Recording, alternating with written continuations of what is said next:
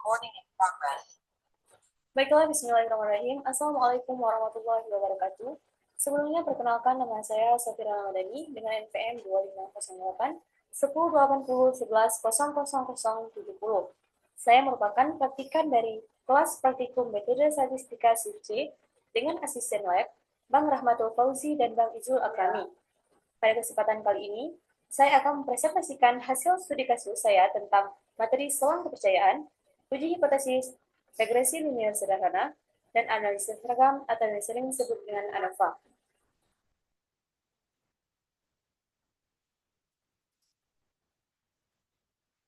Baiklah, berikut merupakan biodata singkat saya, di mana nama saya Safira Ramadhani. Saya merupakan mahasiswa dari Departemen Statistika, Fakultas Matematika dan Ilmu Pengetahuan Alam, Universitas Syahkuala. Saya lahir di Banda Aceh pada tanggal 10 Oktober 2007.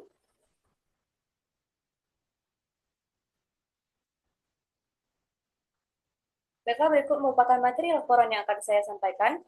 Yang pertama ada pendugaan selang, kemudian uji hipotesis, regresi linier sederhana, dan yang terakhir analisis varian atau yang sering disebut dengan ANOVA. Baik, materi pertama adalah pendugaan selang, di mana pendugaan selang merupakan proses yang menggunakan sampel statistik untuk menduga atau menaksir hubungan parameter populasi yang tidak diketahui, di mana penduga merupakan suatu statistik yang digunakan untuk menduga suatu parameter, dan estimasi merupakan pengukuran terhadap nilai parameternya atau populasi dari data sampel yang diketahui.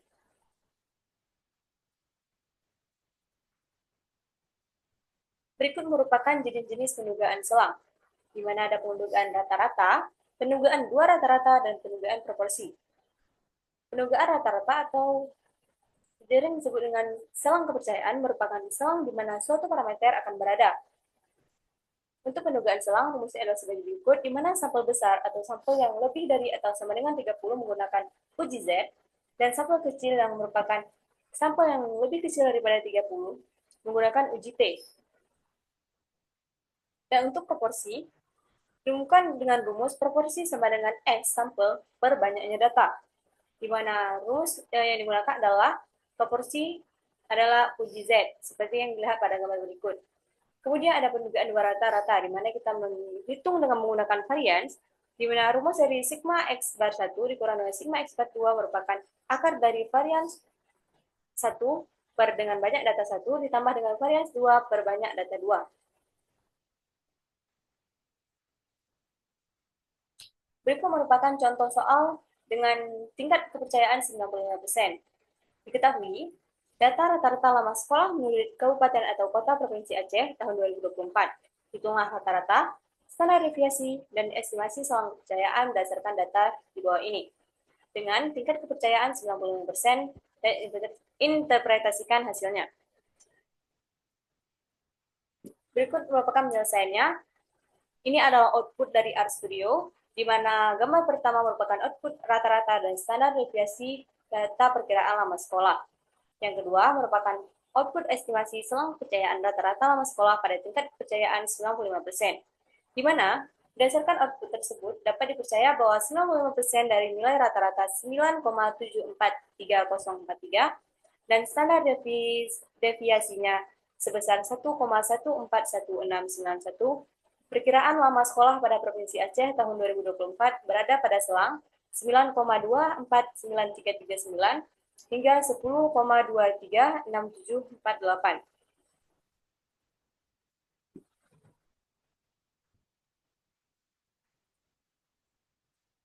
Baiklah, materi yang kedua adalah pengujian hipotesis, di mana pengujian hipotesis statistik merupakan pernyataan atau dugaan mengenai keadaan populasi yang sifatnya masih sementara atau lemah kebenarannya. Yang diduga adalah nilai dari suatu parameter seperti rata-rata atau mu, varians atau sigma kuadrat, dan proporsi. Pengujian hipotesis statistik merupakan prosedur yang dilakukan untuk mengambil keputusan, yaitu keputusan untuk menolak H0 atau tidak dapat menolak H0. Jenis hipotesis statistik sendiri ada dua, yaitu pertama H0, atau sering disebut juga dengan hipotesis nol atau dugaan awal. Yang kedua ada H1 atau HA yang berarti hipotesis alternatif.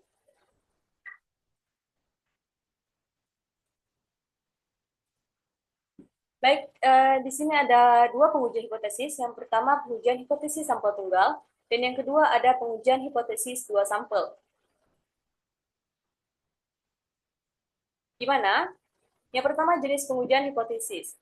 Hipotesis ada dua jenis pengujian, yaitu satu arah dan dua arah. Pada uji hipotesis satu arah, kita ada uji hipotesis arah kiri dan uji hipotesis arah kanan, di mana bentuknya adalah H0, mu sama dengan mu0, atau mu sama dengan lebih besar atau sama dengan mu0, dan H1-nya adalah mu kurang dari mu0. Untuk hipotesis arah kanan, H0-nya adalah mu kurang dari atau sama dengan mu0, atau mu sama dengan mu0.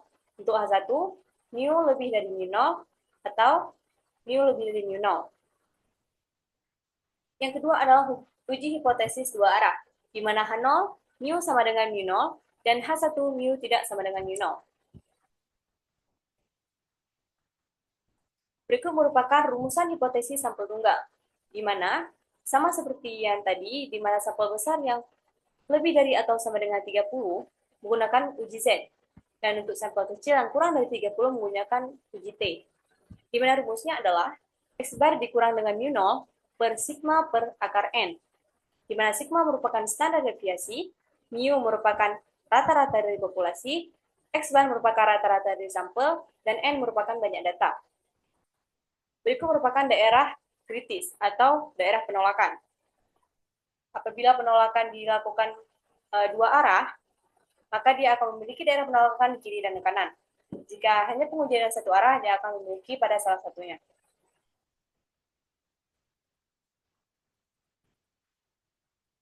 Yang kedua adalah hipotesis dua sampel.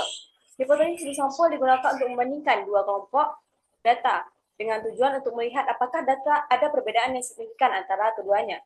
Uji hipotesis dua sampel terbagi menjadi dua, yaitu yang pertama independen dan paired. Di mana independen adalah data yang saling bebas atau tidak ada hubungan antara dua populasi karena objeknya berbeda. Misalnya jenis kelamin antara pria dan wanita atau kota A dan kota B. Sedangkan yang paired atau berpasangan ada hubungan antara dua populasi karena berasal dari objek yang sama atau berulang. Misalkan keadaan saat A sesudah dan B sebelum, atau kemasan satu yang lama atau kemasan dua yang baru.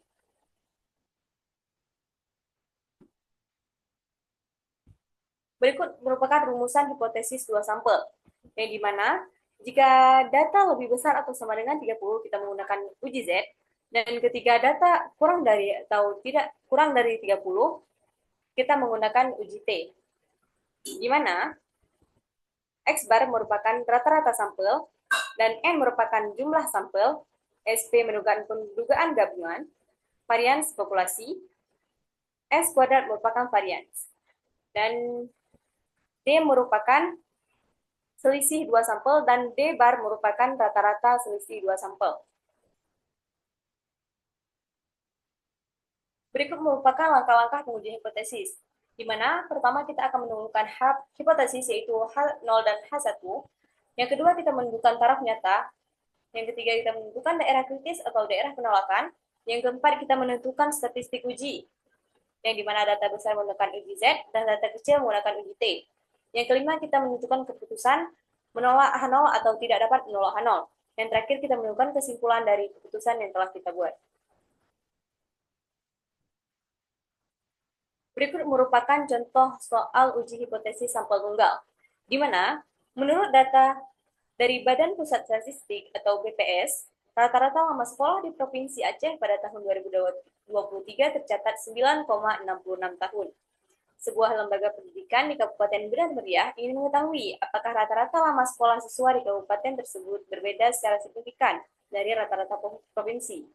Untuk itu, lembaga mengambil sampel sebanyak 50 siswa dan memperoleh rata-rata lama sekolah sebesar 10,12 tahun. Diketahui bahwa standar deviasi populasi rata-rata lama sekolah di kabupaten tersebut diketahui sebesar 1,616 tahun, menggunakan tingkat signifikan alfa sama dengan 0,05. Penyelesaiannya, seperti cara menentukan. Jadi pertama kita menentukan hipotesis, yaitu H0 sama dengan mu sama dengan 9,66, dan H1-nya mu tidak sama dengan 9,66. Yang kedua, kita menentukan taraf nyata yaitu alfa 0,05 dan Z alfa 1,645. Daerah penolakannya, tolak H0 jika Z hitung lebih besar daripada Z alfa atau Z tabel. Berikut merupakan output uji hipotesis sampel tunggal dua arah untuk data besar di RStudio, di mana berdasarkan output di atas, nilai Z hitung sebesar 3000,3 dengan p-value sebesar kurang dari 2,2 error 16. Pengujian dilakukan dengan taraf signifikan 0,05 atau 95% dengan uji hipotesis dua arah. Keputusan yang kita peroleh adalah tolak H0 karena Z hitung dengan nilai 3007,3 lebih besar daripada Z double yaitu 1,645. Jadi kesimpulan dari keputusan yang telah kita buat adalah bahwa pada tingkat signifikasi alfa sama dengan 0,05 terdapat perbedaan signifikan antara rata-rata lama sekolah siswa di Kabupaten Benar Meriah dengan rata-rata Provinsi Aceh. Selanjutnya kita masuk pada materi regresi linear sederhana, di mana regresi merupakan teknik dalam statistika untuk memprediksi hubungan antar variabel. Dapat mengukur seberapa besar suatu variabel memengaruhi variabel lain. Dapat digunakan untuk peramalan nilai suatu variabel berdasarkan variabel lainnya. Di mana variabel terbagi menjadi dua, yaitu variabel dependen dan independen. Di mana variabel dependen merupakan variabel tak bebas atau sering disimbolkan dengan Y, variabel yang nilainya ditentukan oleh variabel lain. Dan variabel independen merupakan variabel bebas atau sering disimbolkan dengan X. Variabel ini merupakan variabel yang nilainya ditentukan oleh secara bebas. Baik, berikut merupakan rumusan regresi di mana Y sama dengan alfa ditambah dengan beta X, di mana Y merupakan prediksi dari variabel Y berdasarkan nilai variabel X, dan A di mana titik potong atau intercept, dan B kemiringan garis atau gradient, X sembarang nilai variabel bebas yang dipilih. Berikut merupakan rumus untuk menentukan A dan B, yaitu B sebagai yang terlihat di gambar, dan A dapat diperoleh dari nilai Y bar dikurang dengan B X bar.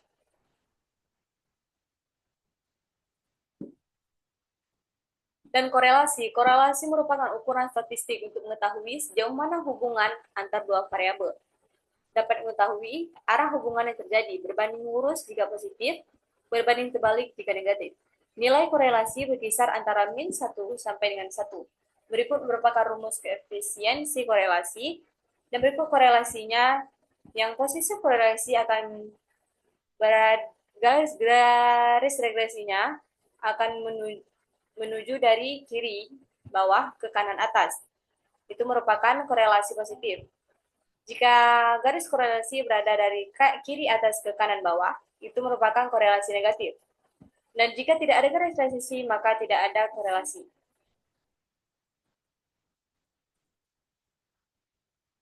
Berikut merupakan contoh soal di mana seorang peneliti ingin mengetahui hubungan antara rata-rata lama sekolah dan tingkat pengangguran terbuka menurut kabupaten atau kota se-Jawa Timur tahun 2024. Tentukan model regresi, nilai korelasi, dan koefisien determinasinya. Berikut data yang diperoleh, di mana TPT merupakan tingkat pengangguran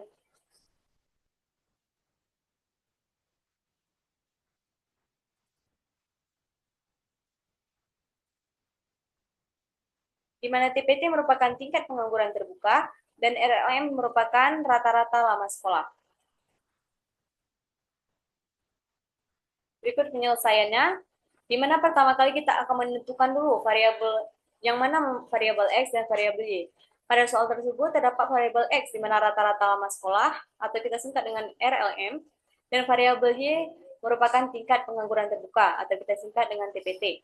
Berikut merupakan output model regresi linear sederhana dari RStudio, di mana berdasarkan gambar di atas dapat dilihat model regresi linear sederhana yang terbentuk adalah Y sama dengan intercept 1,1122 ditambah dengan 0,3446x.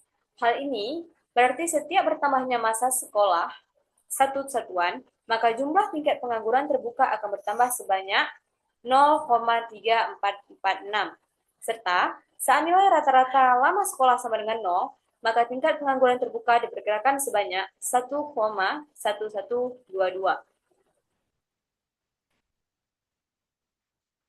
Berikut merupakan nilai korelasi dan nilai koefisiensi korelasi. Berikut merupakan output dari RStudio, nilai korelasi, dan summary model. Berdasarkan output, dapat diketahui bahwa nilai koefisiensi korelasi adalah sebesar 0,4991585, yang berarti cukup berhubungan positif antara rata-rata lama sekolah dengan tingkat pengangguran terbuka. Artinya, di mana rata-rata lama sekolah meningkat, maka tingkat pengangguran terbuka juga cenderung meningkat cukup signifikan. Nilai koefisien determinasi adalah sebesar 0,2492, sehingga memiliki arti 24,92% tingkat pengangguran terbuka dipengaruhi oleh rata-rata lama sekolah, sedangkan sisanya sebesar 75,08% dipengaruhi oleh faktor lain.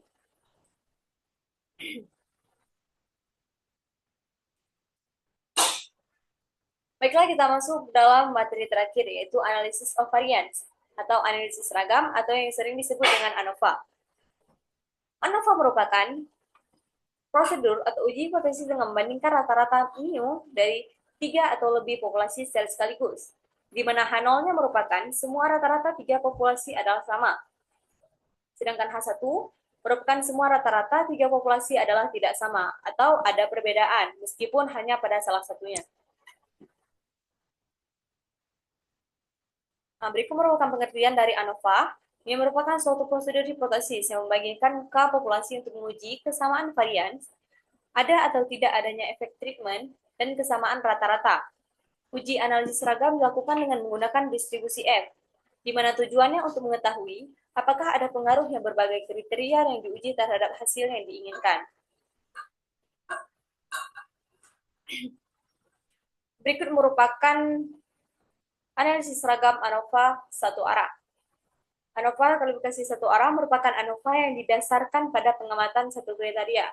Berikut merupakan rumusannya, yang dimana jumlah kuadrat total untuk ukuran sampel untuk tiap kolom berbeda, di mana JKT sama dengan JKK ditambah dengan JKG, di mana JKT merupakan jumlah kuadrat total, JKK merupakan jumlah kuadrat antara, dan JKG merupakan penjumlahan di antara SSE sama dengan SSW. Atau JKT, jumlah kuadrat total dikurang dengan jumlah kuadrat antara. Berikut merupakan wilayah kritis atau daerah penolakan. H0 akan ditolak apabila F hitung lebih besar daripada F tabel. Berikut merupakan visualisasi dari wilayah kritis atau daerah penolakan dari analisis seragam.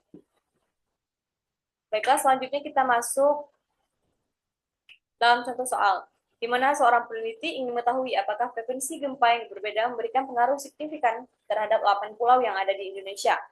Berikut merupakan perlakuannya.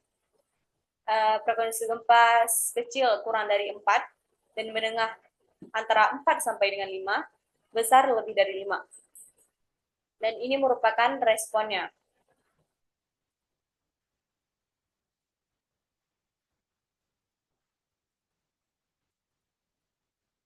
Baiklah, ini merupakan penyelesaiannya, di mana kita menghitung pengaruh perbedaan frekuensi gempa magnitudo terhadap beberapa pulau di Indonesia. Di mana seperti saya bilang tadi, perlakuannya merupakan frekuensi gempa berdasarkan kategori magnitudo, dan responnya adalah tiap-tiap pulau. Pertama yang kali harus kita lakukan adalah menentukan hipotesis, di mana H0-nya adalah tidak ada perbedaan kekuatan gempa tiap-tiap pulau. Sedangkan H1 merupakan ada perbedaan kekuatan gempa di antaranya setidaknya satu pulau. Dengan taraf nyata, tidak diketahui, jadi otomatis diletakkan sebanyak 5% atau 0,05. Dengan daerah penolakan, tolak H0 jika p-value kurang dari alpha atau F hitung lebih dari F tabel.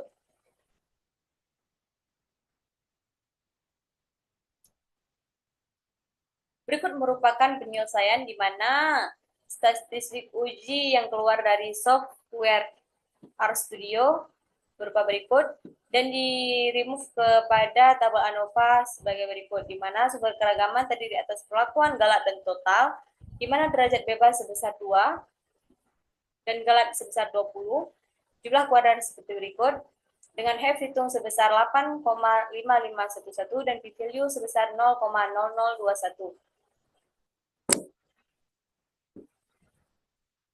Berikut berupa interpretasinya, dan keputusannya adalah tolak nol karena P-value sebesar 0,0021 kurang daripada alfa sebesar 0,05. Atau F hitung 8,5511 lebih besar daripada F tabel sebesar 3,49. Kesimpulannya, berdasarkan keputusan di atas dengan taraf nyata 0,05, dapat disimpulkan bahwa ada perbedaan frekuensi gempa berdasarkan kekuatan magnitudo di antara setidaknya satu pulau yang ada di Indonesia.